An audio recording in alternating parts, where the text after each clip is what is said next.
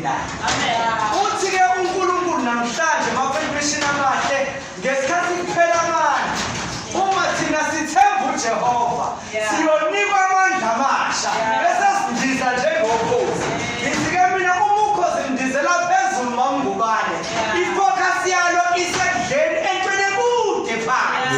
Ngamanye amazwi namandla esizonika wona angeke nje kuba amandla ukuthi siphile kuphela. Kodwa kuzoba amandla okulanda into eyikude ingakafiki zifike.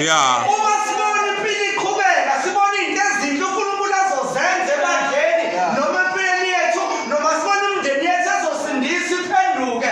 Thina sizobona siphezulu sindiza ngamandla amasha. Usathane uzowaqeda amandla ewaqeda lawa esinika wona noma nakasihamba nawo. Kodwa uma ithemba lethu lisakuJehova sizondizela phezulu sibheke njengokhozi ukuthi kuphi esingakuthola esizokudla. Lithi iBhayibheli indawo eninyathelile niyobe senidlile. Ngamanye amazwi masihamba sesibona ukuthi amandla aphelile kudinga ukuthi sibuyele kumnikazi wamandla. Uma sihamba sibona ukuthi obathi ukucabanga kuphelile kudinga ukuthi sibuyele kulo sithi yebo sasikuleso sigaba la abasha bowa nokuwa khona. Kodwa uthe wena masibeka ithemba kuwena siyonikwa amandla amasha. Mayibonke inkosi uJesu. Isikhathi samanje isikhathi sokuhamba uncikile kwisoso umuntu uKristu Jesu.